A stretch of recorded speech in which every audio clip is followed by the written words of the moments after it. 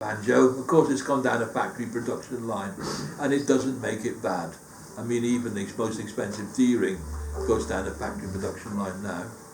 They add things like handmade to it because they put the tuning pegs on by using a bloke to do it. But they're all made by CNC machinery, and it may not fit your hand very well. If you've got a banjo where there's the neck's too thick or whatever, change it. It won't do you any good at all when you come up the neck. So the neck's very important on the banjo for various reasons. It adds nothing to the tone. Don't fall into that trap, it doesn't. It's got a truss rod line through the middle of it that's made of mild steel. How could it possibly add anything to the tone? It can detract from the tone though in a big way. If it touches the tension hoop here, it'll take a lot of the tone off the banjo. Can you see the gap in mine between the neck and the tension hoop? Yeah.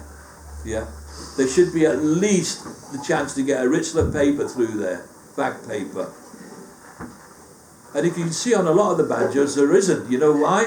Because they've gone down the production line. That's the only reason why. But it's something to bear in mind if you ever do go for a more expensive machine, is to give it to a luthier just to bring that back a bit and leave that gap. Because my tub is totally separate from the head. It only touches on the wooden rim itself. All right, and so my tub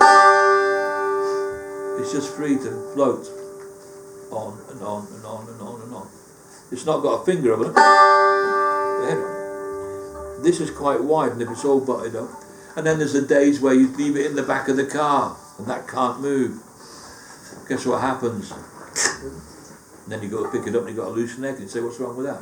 And the lag bolts come out at the bottom or something like that due to the excessive heat not allow it to expand. Some people like a radius neck. Anybody heard of that one? Yeah, Tom got one there. I love them. I wish I'd got one made for this when I had this neck made, but I didn't. I just think they're great. So that's personal preference again. The idea of a radius neck, of course, is taken from the great Fender Stratocaster players and people like that. The inside strings are a lot easier to play because they rise above the outside strings. So if you're playing single string and jazz like Bill Forster and them guys, the big players, a radius neck is a big plus for you. I loved mine for that reason. Flat necks, by the term flat, I mean the actual fretboard lying flat. They're not so easy to play on the inside string. You can get caught as you come down. But on the radius neck, you climb up and then you come back down the other end. Lovely. So that is, but then again, they're not readily available. Although I believe Goldtone have just brought one out called the Bella Fleck Bluegrass harp model, with everything that Bella tells you is great, but he doesn't use one, of course. The old sponsorship banjo. But it has got a great neck on it. And on up we go into the peg head, so called because that's where the pegs live. And there's another nightmare. Tuning pegs. Buy these tuning pegs, they're only 550 quid. It'll take you 55 turns to get one revolution of the capstan. How finer is that?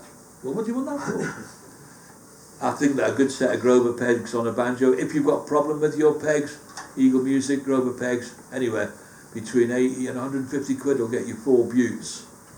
Okay, I like the double band tuners because these are not the original tuners with this Gibson.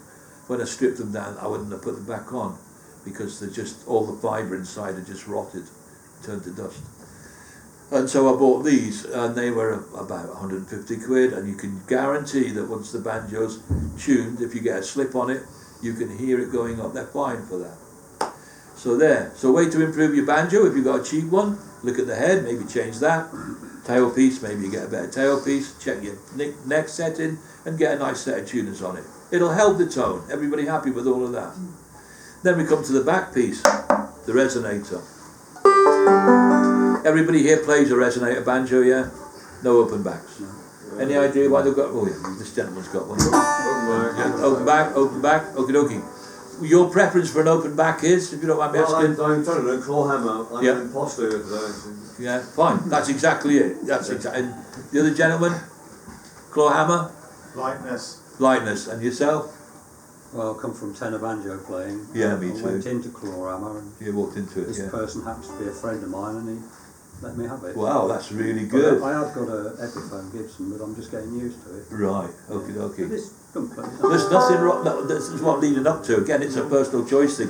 When you buy a banjo, your first banjo, you buy a first banjo with no knowledge, like you do anything else. You know, that's why I've got a Trabant. Just useless for cars. Anyway. They're worth a lot of money now. Oh, hey, I'm glad I got it. I got the estate one with a horn on it.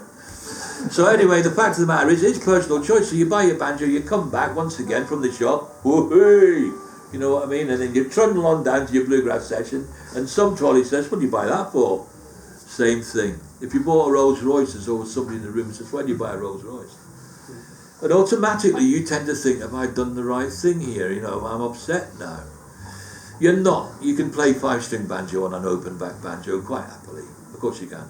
Till you get ready to do what you want to do with it.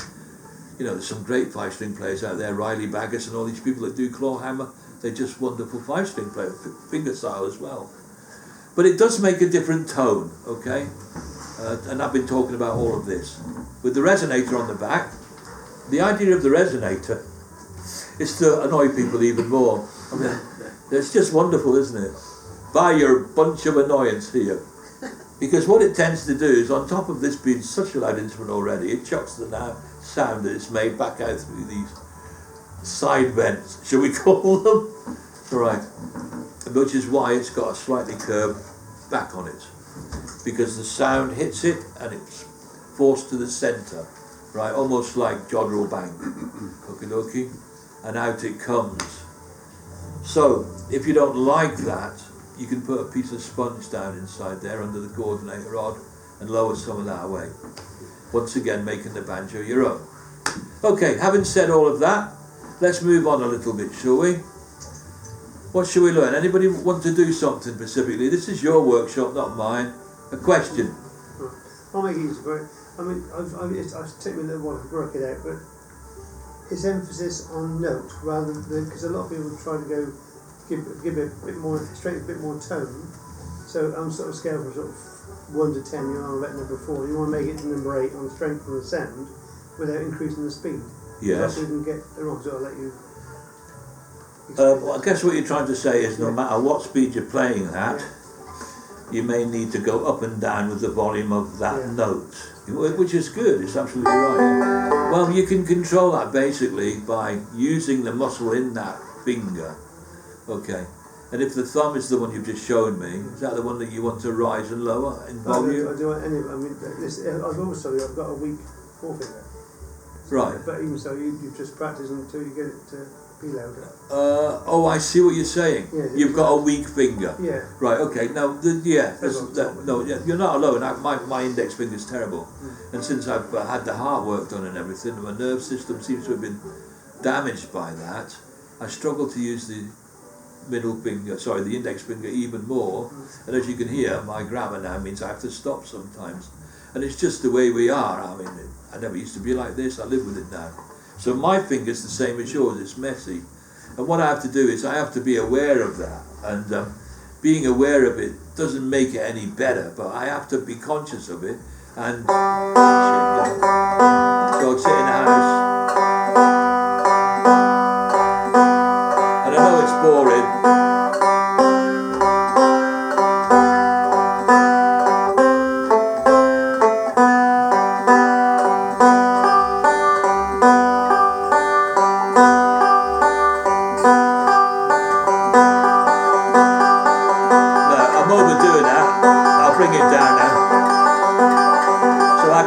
To lie or come out. But it's not easy. If you have got a fracture or damaged or lazy finger, it's a bad habit to get out of unless you've got a medical problem with it, and then you have to just strengthen it up and don't get upset about it, Phil. It's difficult. It's the fact that when you try and put that impetus and put a bit more power through it, you tend to speed up rather than the same. Oh well, you shouldn't do that really. No, I hope no. Yeah, you probably have. Yeah, well, I think it's because the brain subconsciously is aware of the fact that this is coming round, and it's making you head into it more. I think probably you forgot. I mean, it's easy for me to say forget about it. Pick a tune that you can concentrate on that's easy, like Banjo in a Hollow.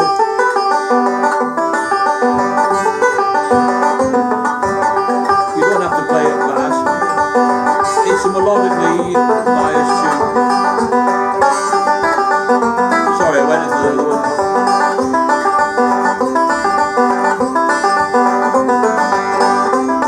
Nice and slow, trying to get all my fingers even. And now emphasis.